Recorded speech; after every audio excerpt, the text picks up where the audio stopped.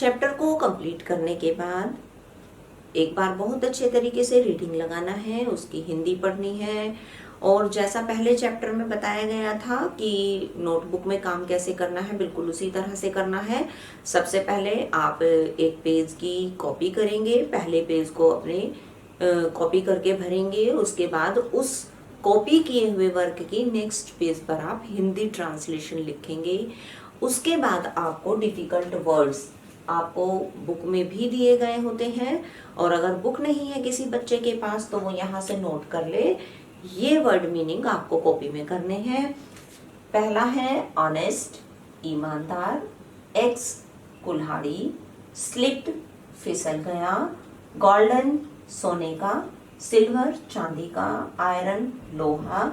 Reward means पुरस्कार, देना।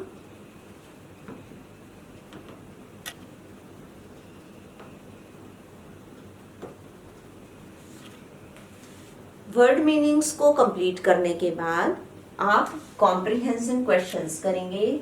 यहाँ आपको पहला क्वेश्चन दिया गया है। क्वेश्चन मिलते हैं जैसे आंसर द फॉलोइंग क्वेश्चंस, यानी आंसर करना है आपको फॉलोइंग क्वेश्चंस, नीचे दिए गए प्रश्नों का। तो ये इधर नहीं है, इधर। तो आपका पहला क्वेश्चन आता है, What was the woodcutter doing? देखिए बहुत ही आसान सा क्वेश्चन है। अगर बच्चा ध्यान से चैप्टर की रीडिंग लगा लेगा तो वो अपने आप ही आंसर लिख पाएगा। What मीन्स क्या, was मीन्स था, woodcutter मीन्स लकड़हारा, और doing माने करना। तो लकड़हारा क्या कट कर रहा था? Obviously he was cutting the woods। woodcutter है तो woods ही कट करेगा, ठीक। तो आंसर कैसे लिखा जाता है? यहां से हम आंसर लेंगे डी। मैं यहां आंसर लिख देती हूं, आप लोग नोट कर लीजिएगा। D woodcutter. फिर ये जो हेल्पिंग वर्ब होती है इसे हम वर्ब से पहले ले जाते हैं या सब्जेक्ट के बाद ले जाते हैं। काम कौन कर रहा है? वुडकटर। तो वुडकटर हमारा सब्जेक्ट कहा जाएगा। जो काम करता है वही सब्जेक्ट होता है, और आंसर देते समय वाक्य की शुरुआत सब्जेक्ट से की जाती है। तो सबसे पहले लिया हमने वुडकटर, वॉज। फिर कभी भी प्रश्न में अगर डू वर्ड या डूइंग पूछा जाता है तो हम कभी भी आंसर देते समय डू वर्ड का यूज नहीं करते हैं। डू के प्लेस पर हम उस काम को बता देते हैं जो किया जा रहा है, क्योंकि डू माने करना। तो जो किया जा रहा है वही शब्द लिखा जाएगा, तो इसलिए डूइंग वर्ड हटा दिया जाएगा। तो डूइंग के वर्ड के प्लेस पर लिखेंगे वॉज कटिंग। मैं फिर से एक बार ठीक से स्पेलिंग लिख देती हूँ, आप लोगों को कंफ्यूजन हो सकता है। The would cutter was, this is CUTTING,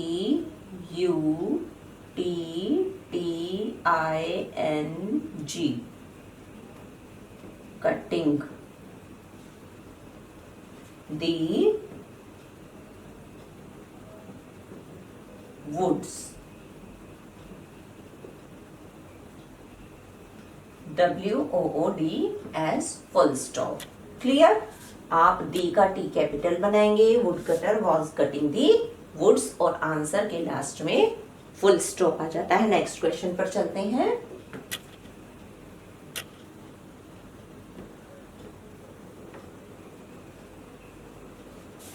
How did his axe fall into the river? How means कैसे, कैसे उसकी एक्स फाल गिर गई into the river, नदी में। तो यहां देखिए did आया है। मैं सबसे पहले आपको यही एक हेल्पिंग वर्ब बता दूं कि अगर कभी भी क्वेश्चन के अंदर डिड आता है तो आंसर देते समय दी गई वर्ब की सेकंड फॉर्म हो जाती है।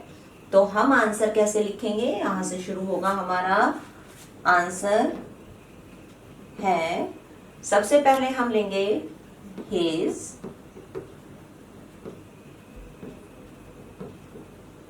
एक्स, उसकी कुल्हाड़ी।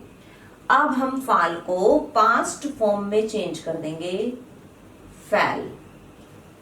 हमने फाल नहीं यूज किया, हमने लिखा है फैल, क्योंकि क्वेश्चन हमें पास्ट फॉर्म में पूछा गया था।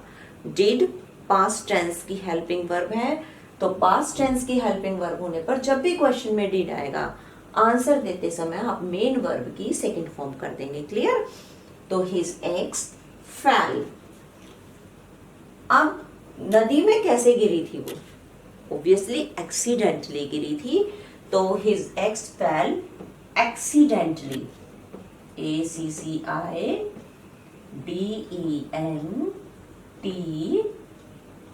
और अगर इधर नहीं आ रहा है, स्पेस नहीं है, तो छोटा सा डैश लगाकर नेक्स्ट लाइन में एक्सीडेंटली, बचा हुआ क्या है, कहाँ गिर गई थी? Into the river.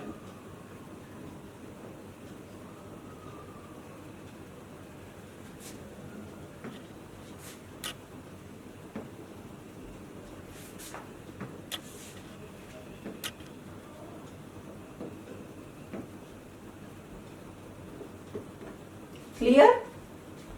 His eggs हमने यहां से लिया, और ध्यान देंगे हिज, यहां हिज का एच स्मॉल लेटर में लिखा हुआ है। जब आप इसको आंसर में शुरू में लिखेंगे तो हिज का एच विल बी कैपिटल। तो हिज एग्स फाल, फैल चेंज कर दिया गया है, एक्सीडेंटली अपने आप दुर्घटनावश गिर गई, इनटू द रिवर, नदी में। नेक्स्ट क्वेश्चन पर आते हैं।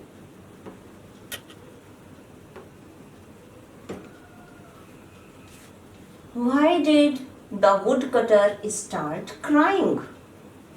Why? क्यों? Why means क्यों? फिर से did आया है। क्यों वुडकटर ने स्टार्ट कर दिया क्राइंग, रोना? रोना क्यों शुरू कर दिया? तो फिर से हम डिड के बाद ही हमारा सब्जेक्ट होता है, यहीं से हम शुरू करेंगे। फिर से हम इस दा का टी कैपिटल ले लेंगे आंसर करते समय। तो द वुडकटर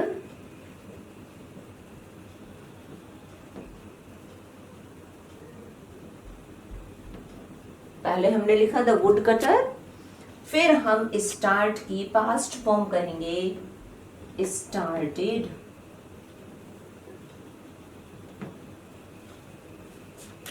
क्यों स्टार्ट कर दिया था उसने? Crying, started crying.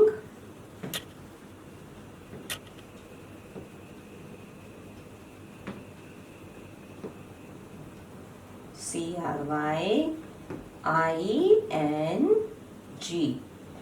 क्राइंग। अब हम इसका आंसर देंगे बिकॉज। क्या स्पेलिंग है? BECAUSE, because. इसका अर्थ होता है क्योंकि। क्योंकि हिज, उसकी, एक्स कुल्हाड़ी, हेड fallen, हेड fallen गिर चुकी थी। कहाँ गिर चुकी थी? into the river, नदी में। तो वुडकटर स्टार्टेड, वुडकटर ने शुरू कर दिया रोना क्योंकि उसकी कुल्हाड़ी हैड फॉलन, गिर गई थी, into the river. Who came out of the water?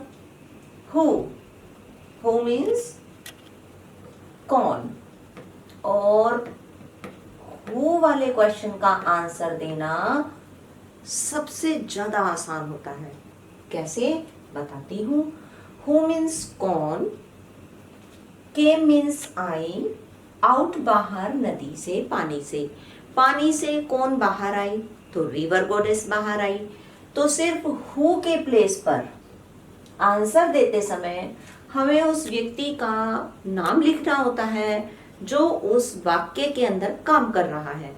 अब यहाँ काम कौन कर रहा है, आ कौन रहा है, रिवर गोडेस। तो इसलिए हु को कट करेंगे, हु के प्लेस पर हम आंसर में लिखेंगे the river, RIVER, river, goddess का जी कैपिटल रखेंगे, GODDESS, गॉडेस। हमने हु के प्लेस पर लिख दिया द रिवर गॉडेस, और उसके बाद बचा हुआ सारा क्वेश्चन एज इट इज हमें लिखना होता है, came out of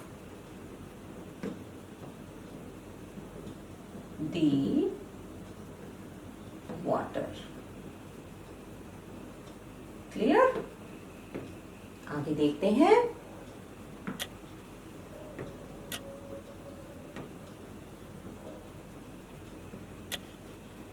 Why was the river goddess pleased? अब फिर से क्वेश्चन आता है why, क्यों। कारण पूछा गया है कि क्यों was the river goddess, नदी की देवी, pleased, प्रसन्न थी। नदी की देवी प्रसन्न क्यों थी? तो ऑब्वियसली वुड कटर की ईमानदारी पर रिवर गोडेस प्लीज्ड थी। तो आंसर लिखेंगे, फिर से हम आंसर यहां से शुरू करेंगे, द रिवर गोडेस, दा का T will be capital, the river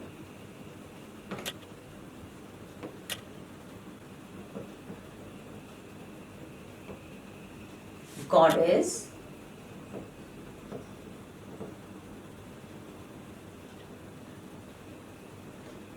अब हेल्पिंग वर्ब यूज हुई है वॉज। तो रिवर गोडेस के बाद हम इस वॉज को ले जाएंगे पहले। द रिवर गोडेस वॉज थी, क्या थी, प्रसन्न।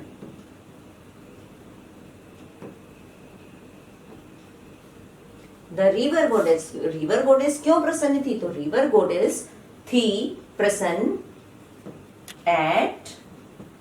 एट का मतलब होता है पर। किस पर प्रसन्न थी? At the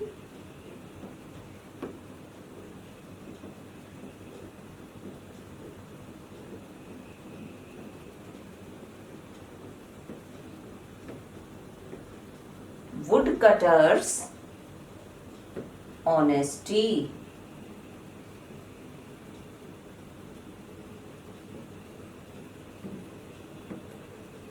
clear? तो सीधा सा आंसर हो जाता है रिवर गोडेस हमने यहां से लिया, वॉज हमारी हेल्पिंग वर्ब इधर पहुंच गई। रिवर गोडेस थी, क्या थी, प्रसन्न थी। किस चीज पर क्यों प्रसन्न थी? At the woodcutter's honesty, woodcutter लकड़हारे की ईमानदारी पर। क्लियर? आगे देखते हैं।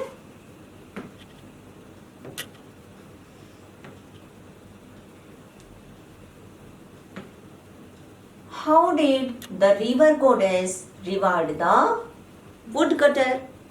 How? कैसे रिवर गोडेस ने रिवार्ड पुरस्कार दिया वुडकटर को? कैसे रिवर गोडेस ने वुडकटर को पुरस्कृत किया? फिर से इसमें क्वेश्चन में डिड हेल्पिंग वर्ब आई है। अगेन हमें इसका ध्यान रखना है कि आंसर देते समय जो सब्जेक्ट है उसके बाद दी गई मेन वर्ब की सेकंड फॉर्म यानी पास्ट फॉर्म करनी है। तो आंसर कैसे करेंगे? आंसर मैं लिखकर बता देती हूं इसका भी। The T will be capital, river, then goddess,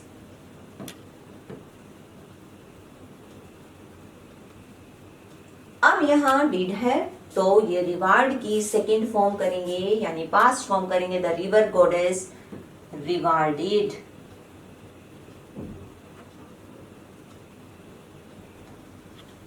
river goddess ने रिवार्ड किया किसको रिवार्ड किया? वुड कटर को। रिवार्डेड द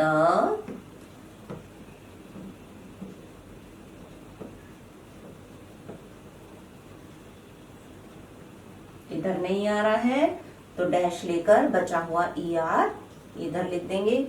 वुड कटर कैसे किया? बाय। बाय मीन्स होता है द्वारा। किसके द्वारा? बाय गिविंग, देकर। हिम उसको। क्या देकर? All the 3 axes. उसको तीनों कुल्हाड़ी दे दी थी ना, तो उसको तीनों कुल्हाड़ी देकर रिवर गॉडेस ने उसको रिवार्डेड किया। आगे चलते हैं।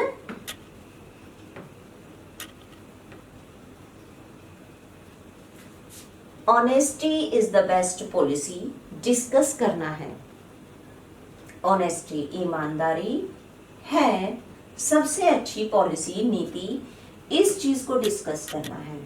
तो क्या वास्तव में ईमानदारी अच्छी नीति होती है? हाँ, चैप्टर के अनुसार हमें यही बताया गया है कि honesty is the best policy. क्योंकि अगर वुड कटर ने ऑनेस्टी नहीं शो की हुई होती, वो डिसऑनेस्ट हो जाता, उसने झूठ बोल दिया होता, तो ऑब्वियसली रिवर गॉडेस उसको तीनों कुल्हाड़ी तो नहीं देती, इवन उसकी आयरन एक्स भी गॉडेस उसको नहीं देने वाली थी। तो हमें इसके अंदर बताना है honesty is the best policy कैसे है, डिस्कस करना है। Answer yes, honesty is the best policy.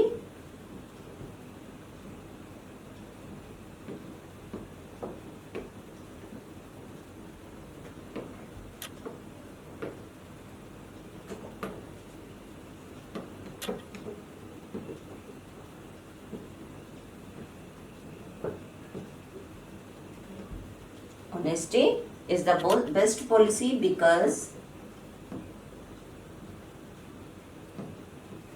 if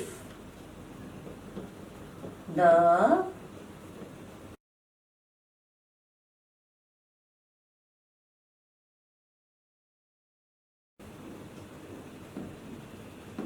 might have been dishonest,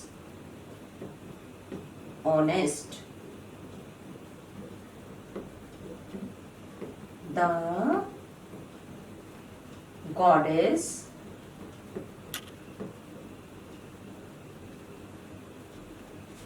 would not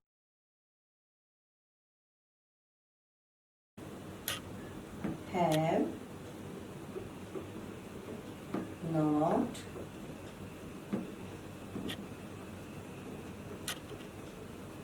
regarded him.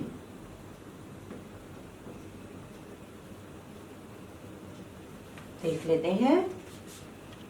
हाँ, honesty is the best policy. Honesty सबसे अच्छी नीति है। बिकॉज स्पेलिंग है BECAUSE, क्योंकि इफ मीन्स यदि, द वुड कटर लकड़हारा माइट हैव बीन, ये एक साथ यूज हुआ है। माइट हैव बीन हुआ होता, जो चीज रियलिटी में नहीं होती है, अगर मान लिया उसके लिए कल्पना की जाए कि यदि ऐसा हुआ होता, तो वहां इन तीनों वर्ब्स का, ये तीन देखा जाए तो तीनों ही हेल्पिंग वर्ब्स हैं, ऑक्सिलियरीज हैं। तो माइट हैव बीन हुआ होता, तो यदि वुड कटर हुआ होता डिसऑनेस्ट बेईमान, द गॉडेस, तो जो गॉडेस है would have not rewarded him, goddess ने उसको पुरस्कृत नहीं किया होता। आगे देखते हैं।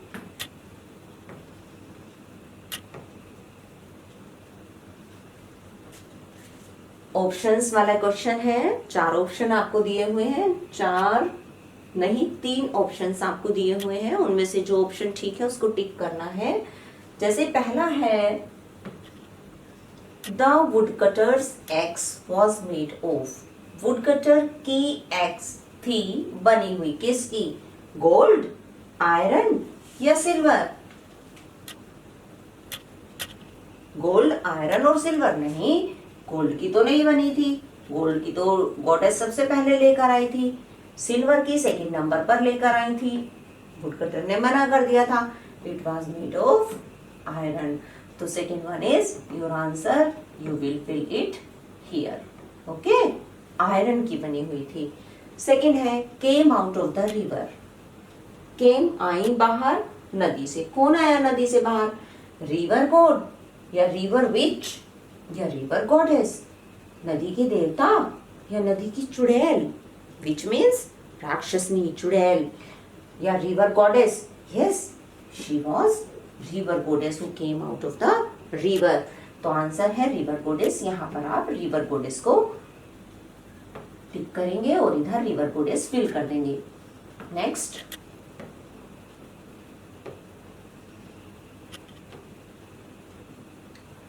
Now we come on the word power. Word power के अंदर क्या दिया हुआ है, write the opposites of the following words. Opposites लिखने हैं। ऑपोजिट्स क्या होते हैं, ऑपोजिट्स का मतलब होता है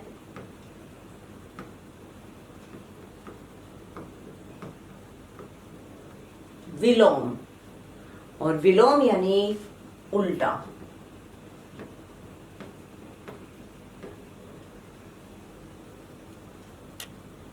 राइट द ऑपोजिट्स, विलोम शब्द लिखने हैं फॉलोइंग वर्ड्स के। पहला है डिसऑनेस्ट, तो डिसऑनेस्ट का हो जाता है ऑनेस्ट, क्योंकि डिसऑनेस्ट माने बेईमान, ऑनेस्ट माने ईमानदार। कम मीन्स आना, गो मीन्स जाना, कोल्ड माने ठंडा, हॉट माने गर्म, लाफ मीन्स हंसना, और वीप मीन्स रोना, और आप यहाँ क्राई भी लिख सकते हैं। पनिश मीन्स दंडित करना, किसी को पनिशमेंट देना, सजा देना, तो उसका हो जाता है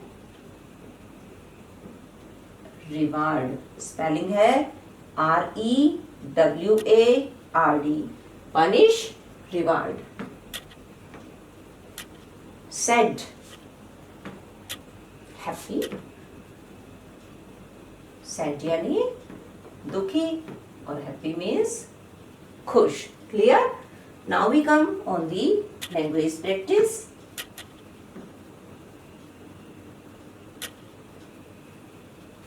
Material noun is the name of a substance with which things are made.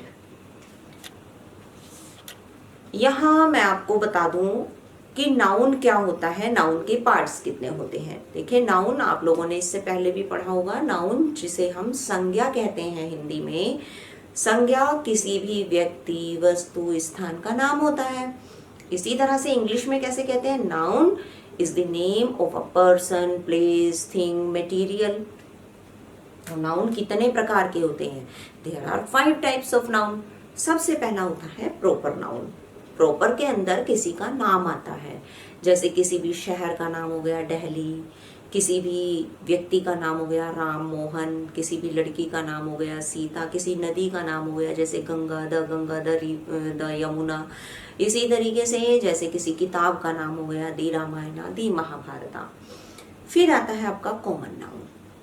जब प्रॉपर यानी जैसे कोई लड़का है, लड़के का नाम है रमेश, किसी लड़के का नाम होगा मोहन, किसी का होगा सीतू, किसी का कुछ भी हो सकता है ना, XYZ। तो जब हम किसी के नाम के प्लेस पर उसे किसी एक सामान्य नाम से बुला देते हैं, वो कॉमन नाउन होता है। जैसे कोई भी व्यक्ति खड़ा है, कोई लड़का बैठा है मेरे सामने, मान लिया राम बैठा है, और मैं राम को राम ना कहकर ऐसे बोलूँ, ये लड़के इधर आओ। अब मोहन है, मोहन को भी लड़का कहकर बुला लूँ, रमेश है, रमेश को भी लड़का कहकर बुला लूँ, तो मैंने सबको लड़का कहकर बुलाया है, जबकि सबके अपने अपने नाम भी हैं। तो जब हम सबको किसी एक नाम से पुकारते हैं, जैसे सब नदियों के नाम अलग अलग होते हैं पर हम सबको क्या कह देते हैं, नदियाँ, तो नदियाँ कॉमन नाउन हो गया। इसी तरीके से लड़कों, लड़के कह दिया हमने, जबकि सब लड़कों के नाम अलग अलग होंगे। तो जो अपना एक इंडिविजुअल नेम होता है, पर्टिकुलर नेम होता है, वो प्रॉपर नाउन होता है। जो उसके प्लेस पर यूज किया जाता है वो कॉमन नाउन होता है। फिर आता है मटेरियल नाउन। मटेरियल यानी धातु, जिसमें किसी भी द्रव्य को भी काउंट किया जा सकता है। लिक्विड जिसे हम कहते हैं उसको, या जिस भी चीज से कोई वस्तु बनती है, चाहे वो सिल्क हो, चाहे वो आयरन हो, कॉटन हो, इवन मिल्क हो या शुगर हो, ये सब किस में आएगा, मटेरियल नाउन में। फिर आता है कलेक्टिव नाउन। कलेक्टिव, कलेक्टिव को तो नाम से ही देख रहे हैं ना, कलेक्टिव यानी कलेक्शन से बनता है, संग्रह हो जाना, वस्तुओं को इकट्ठा कर देना। तो जब किसी चीज का एक ग्रुप हो जाता है, जैसे स्टूडेंट्स की क्लास होती है, जैसे चाबियों का गुच्छा होता है, जैसे फूलों से बुके बनता है, जैसे और हम कह सकते हैं बनानास का बंच होता है पूरा, और कार्ड्स, प्लेइंग कार्ड्स जो होते हैं उनका क्या होता है, पैक होता है। तो हर चीज का एक ग्रुप होता है। तो जब कोई वस्तु ग्रुप में रखी रहती है तो उसको हम कलेक्टिव नाउन कहते हैं। लास्ट आता है एब्स्ट्रैक्ट नाउन। एब्स्ट्रैक्ट यानी जो हमें दिखाई ना दे, सिर्फ हमें फील हो, वो एब्स्ट्रैक्ट नाउन होता है।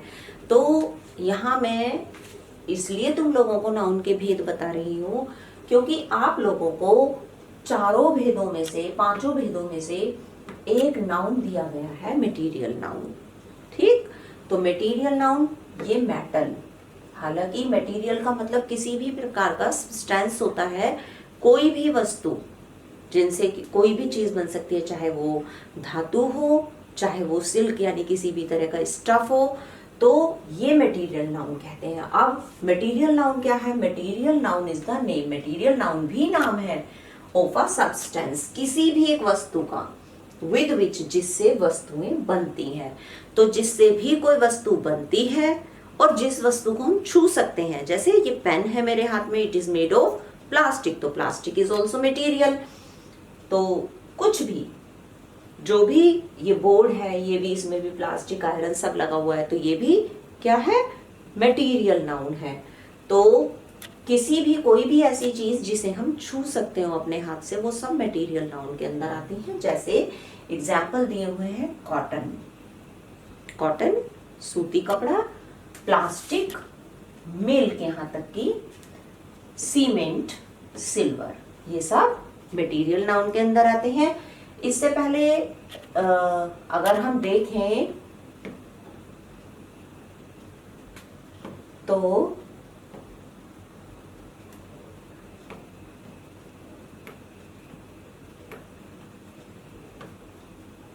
इस क्वेश्चन के अंदर यहां भी तीनों मेटल्स के नाम दिए गए हैं, गोल्ड, आयरन और सिल्वर। तो यहाँ भी तीनों मटेरियल्स, तीनों मेटल्स आपको दिखाई गई हैं, और यही नाउन आपको नीचे चलकर बताया भी गया है कि मटेरियल नाउन क्या होता है। कोई भी वो वस्तु जिससे कुछ वस्तुएं बनती हैं जिन्हें हम छू सकते हैं, वो मटेरियल नाउन के अंदर आती हैं। तो देखते हैं, इन्होंने कहा कि चूज द मटेरियल नाउन, आपको चूज करनी है, चुननी है, फाइंड आउट करनी है material noun from the box, box में से, and fill in the blanks, और फिर ये ब्लैंक्स फिल करने हैं। देख लेते हैं, the chair is made of, chair, chair तो कुर्सी होती है, तो चेयर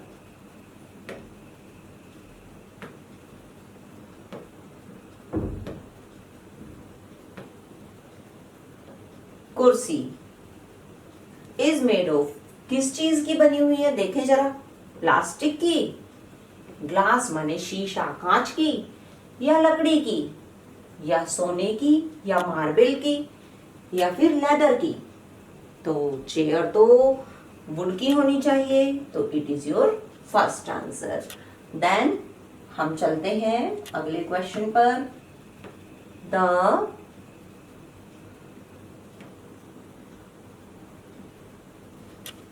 यहां हम लिख लेते हैं, पहला आंसर हमारा वुड।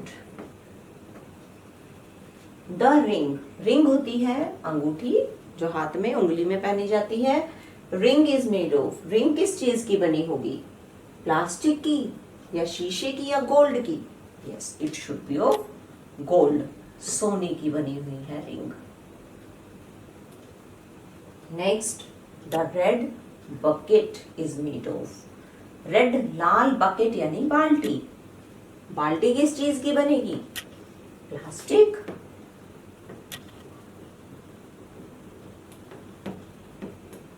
क्लियर? अब हम नेक्स्ट क्वेश्चन पर आते हैं। The Taj Mahal is made of, Taj Mahal तो मार्बल का बना हुआ है, तो the Taj Mahal is made of, आपका ऑप्शन दिया हुआ था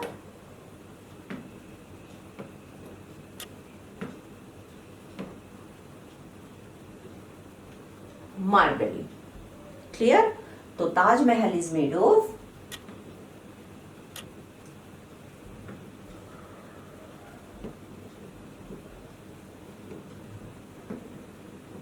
ये सभी मेटल्स हैं, सभी मटेरियल्स हैं जिनको हम छू सकते हैं, जिनसे वस्तुएं बन सकती हैं।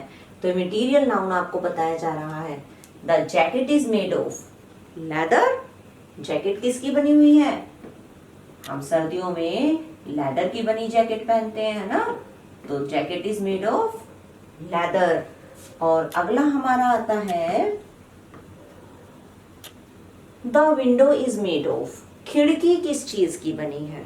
तो the window is made of, हमारा एक बचता है ग्लास, शीशे की खिड़की बनी हुई है। क्लियर? बच्चों, अब मैं आपको बताऊंगी कि किसी भी क्वेश्चन का आंसर यस या नो में कैसे दिया जाता है। ये बहुत इंपॉर्टेंट पॉइंट है। कई बार आप लोगों से क्वेश्चन तो कर लिया जाता है, बट आप लोग समझ ही नहीं पाते हैं कि हमें इसका आंसर देना कैसे है। तो जरा ध्यान से देखिएगा कि किस तरीके से answer the following questions in yes और नो। तो किस तरीके से किसी भी क्वेश्चन का आंसर यस या नो में दिया जाता है, ये आप लोगों को यहाँ बताया जाएगा। ध्यान से देखना है। सबसे पहले मैं तुम लोगों को कुछ हेल्पिंग वर्ब्स बता देती हूँ। उसमें सबसे पहली हेल्पिंग वर्ब आती है डू। देखिए, डू के 3 रूप हो सकते हैं। एक खुद डू हो सकता है, एक डज हो सकता है, और एक डीड हो सकता है। ठीक? डू और डज दोनों प्रेजेंट टेंस में आते हैं, दोनों प्रेजेंट। और प्रेजेंट का मतलब क्या होता है? वर्तमान काल। और डिड आता है पास्ट टेंस में, और पास्ट का मतलब होता है भूतकाल। तो प्रेजेंट में अगर क्वेश्चन पूछा जाता है तो प्रेजेंट में आंसर दिया जाता है, पास्ट में पूछा जाता है तो पास्ट में आंसर दिया जाता है। तो यस या नो का आंसर देते समय इन तीनों हेल्पिंग वर्ब्स की बहुत बड़ी इंपॉर्टेंस है। जैसे इसमें डू आया है, अब डू कहाँ आता है और डज कहाँ आता है प्रेजेंट में? हम सबसे पहले इसे देख लेते हैं। देखो, डू आता है प्लूरल वर्ड्स के साथ। प्लूरल क्या होते हैं? बहुवचन। और बहुवचन कौन कौन से शब्द होते हैं? आई, वी, यू और दे। ये चारों वर्ड्स प्लूरल हैं और प्रेजेंट टेंस में ये डू के साथ आएंगे। डू प्लूरल वर्ड्स के साथ आता है, जैसे कि यहां यू आया था। देखिए, यहां मैंने यू भी लिखा है, तो यू के साथ क्या आया है? डू। क्लियर? तो इसके अलावा अगर यहाँ आई होता तो भी डू आता, वी होता तब भी, और दे होता तब भी डू ही आता। तो डू हमेशा बहुवचन शब्दों के साथ आता है। यहाँ आई का मतलब हालांकि मैं है, लेकिन प्रेजेंट टेंस में इस आई को प्लूरल माना जाता है। फिर वी मीन्स हम, हम तो बहुत सारे लोगों को मिलकर, हम मेरे साथ जब एक और व्यक्ति काउंट हो जाएगा या एक से ज्यादा हो जाएंगे तब बोला जाएगा हम। तो ये भी बहुवचन हो गया। यू मीन्स तुम में तो बहुत सारे बच्चे भी हो सकते हैं, एक भी हो सकता है, लेकिन बहुत सारे भी हो सकते हैं, इसलिए यू को प्लूरल मान लिया जाता है। और दे मीन्स वे यानी बहुत सारे लोग, जिसमें लेडीज और जेंट्स सब हो सकते हैं। तो जब भी क्वेश्चन, तो या तो आपको क्वेश्चन मिलेगा डू से शुरू या मिलेगा आपको डज से शुरू। अगर डज से मिलता है तो डज किन शब्दों के साथ आता है? देखिए मैंने आपको बताया आई, वी, यू, दे, ये नोट करने वाली बात है। इन सब के साथ डू आएगा, ठीक है, इसको नोट कर लीजिएगा कहीं। और डज सिंगुलर वर्ड्स के साथ आता है। डज किसके साथ आता है? अब सिंगुलर वर्ड्स कौन कौन से होते हैं देख लेते हैं। डज आता है ही, शी, इट या किसी का नाम। ही एक लड़के के लिए यूज होता है, अभी चैप्टर पढ़ाते समय भी बताया था कि ही एक लड़के के लिए, शी किसी एक लड़की के लिए, इट किसी भी नॉन लिविंग चीज के लिए, किसी एनिमल या बर्ड के लिए, लेकिन जो एक हो। तो ही, शी और इट का यूज, यानी इन के साथ, ये तीनों ही एक वचन के माने जाते हैं, इनके साथ हमेशा डज आएगा। और डिड पास्ट टेंस में आता है। पास्ट टेंस यानी कि भूतकाल। तो मैं आपको ये क्यों बता रही हूं? क्योंकि बच्चों जब तक आपको डू, डज और डिड इन तीनों की जानकारी नहीं होगी तब तक आंसर सही नहीं लिखा जा सकता। अब देखना क्या है, यदि कोई क्वेश्चन डू से शुरू हो जाए, आपका पहला प्रश्न डू से शुरू हुआ है, do you love to play outdoor, तो डू क्वेश्चन का आंसर देना आसान होता है। आंसर देते समय यस या नो, दो तरीके से उत्तर देना। मैं दोनों ही तरीके से इस क्वेश्चन का आंसर देना बताऊंगी। यस का यूज करते समय क्या करना है और नो का यूज करते समय क्या करना है। देखिए आपको क्वेश्चन मिला,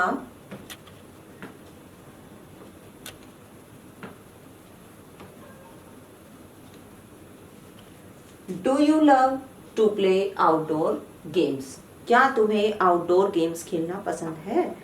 हो सकता है किसी का उत्तर हो हाँ मुझे आउटडोर गेम्स खेलना पसंद है।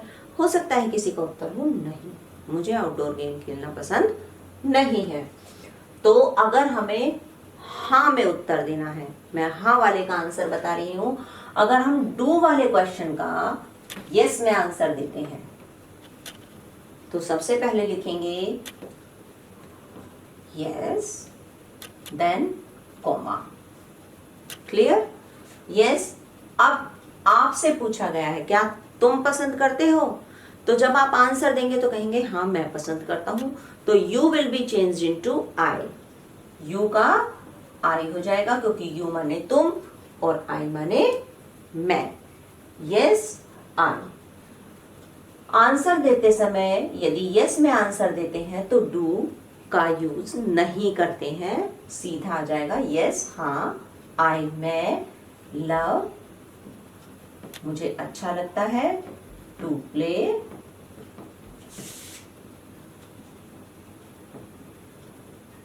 आउटडोर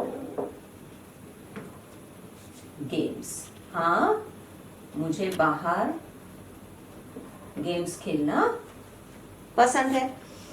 अब नेक्स्ट क्वेश्चन आता है, इसी को ही अगर मुझे ना में उत्तर देना हो, नॉट में आंसर देना हो तो कैसे लिखेंगे?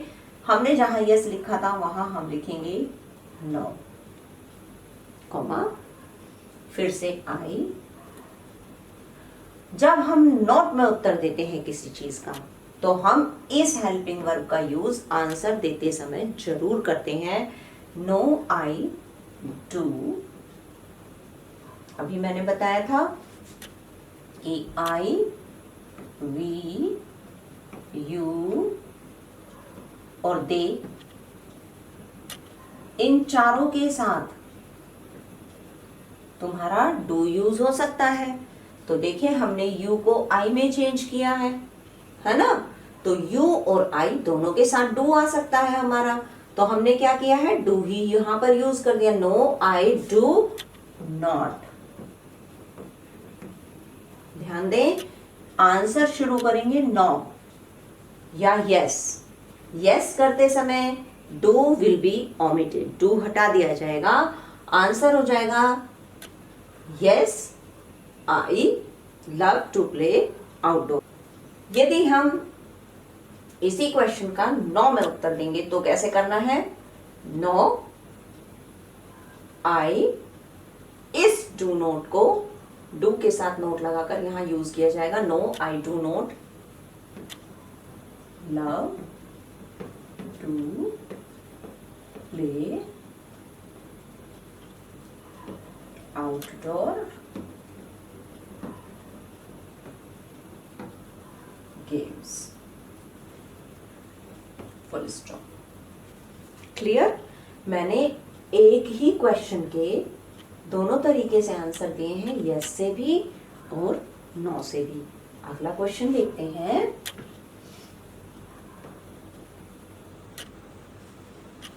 Is Aruna a good dancer? हम दोनों ही तरीके से आंसर देंगे, यस में भी और नो में भी। देखते हैं, अगर हमें देखें यहाँ तो इज आया है, यहाँ आर आया है नेक्स्ट क्वेश्चन में, तो ये डू डज डिड नहीं है। स्पेशली डू डज डिड में हमें ध्यान रखना होता है कि अगर हमें आंसर यस में देना है, ठीक है। देखिए मैं फिर से एक बार क्लियर कर देती हूँ। अगर डू डज या डिड आया है,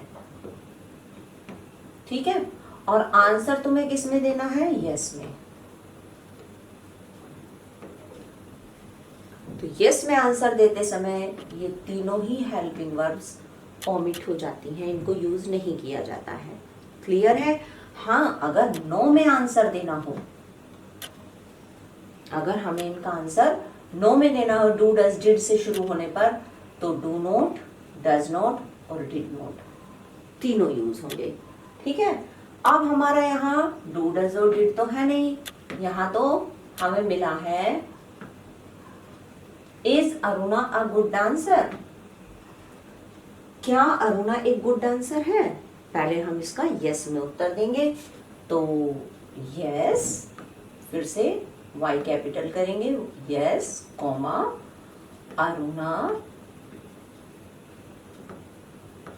डू डज डिड को छोड़कर बाकी जितनी भी हेल्पिंग वर्ब्स होती हैं वो सब सब्जेक्ट के बाद यूज हो जाती हैं आंसर देते समय।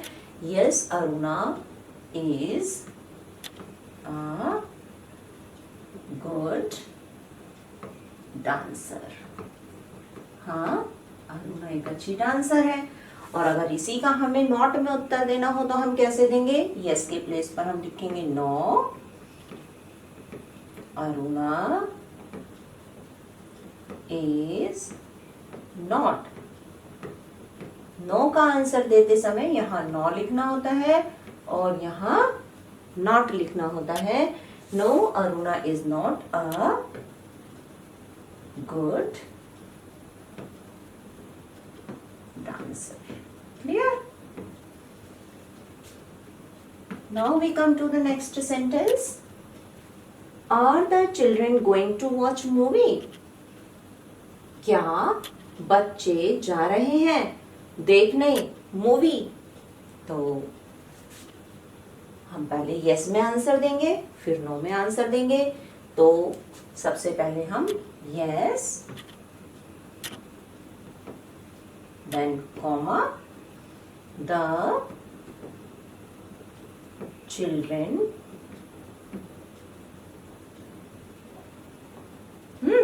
अब यही आर हमारा सब्जेक्ट के बाद आ जाएगा, क्योंकि किसी भी सेंटेंस की फॉर्मेशन क्या होती है, हम जब सिंपल सेंटेंस बनाते हैं, हम जब साधारण वाक्य लिखते हैं तो हमारी फॉर्मेशन हमेशा चलती है। सबसे पहले हमें सब्जेक्ट लगाना होता है।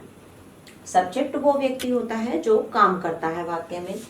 उसके बाद हमें उसकी हेल्पिंग वर्ब, एचवी में शॉर्ट फॉर्म में लिख रही हूँ, हेल्पिंग वर्ब यानी कि सहायक क्रिया। सहायक क्रिया क्या है, ये सब जिनसे क्वेश्चन शुरू हुआ है। Do, does, did, is, are, am, was या वर, ये सब हमारी सहायक क्रियाएं होती हैं।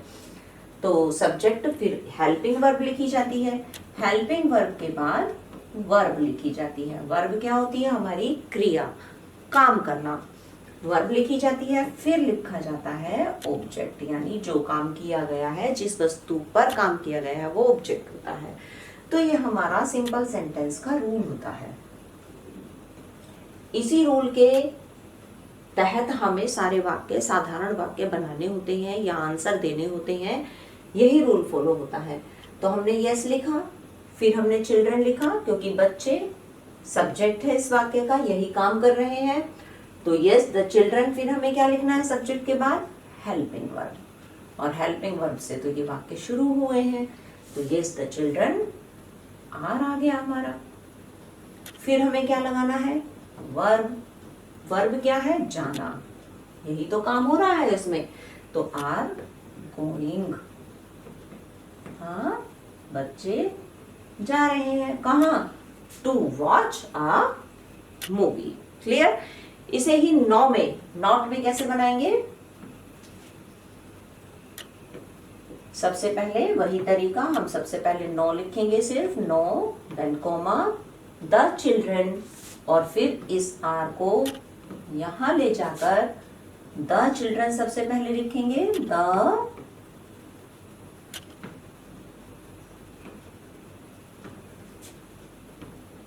नो, द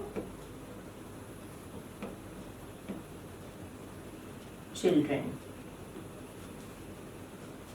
द चिल्ड्रन के बाद हमारी यही हेल्पिंग वर्ब यहाँ यूज हो जाएगी, लेकिन इस बार ये नोट के साथ यूज होगी, आर नॉट। और फिर पूरा वाक्य हमारा बन जाएगा यहाँ से, आर नॉट यहाँ लिखकर, are not going to watch a movie. Next we come to this sentence, were the boys playing football yesterday? क्या लड़के खेल रहे थे फुटबॉल यस्टरडे? पहले यस में आंसर देंगे, यस।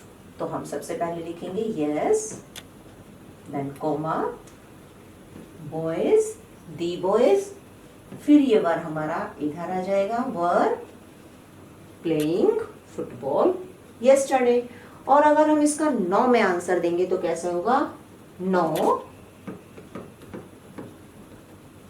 फिर से कोमा, फिर हम लिखेंगे द बॉयज, फिर वापस यही लिखेंगे वर, और वर के साथ नॉट, क्योंकि हमें नो में आंसर देना है। तो नो बाहर और वर के साथ नॉट द बॉयज के बाद। तो नो द बॉयज, फिर were not playing football yesterday. Clear? तो ये आपका chapter the honest would cutter finish हो जाता है। इसकी प्रैक्टिस कीजिए। Thank you, have a nice day.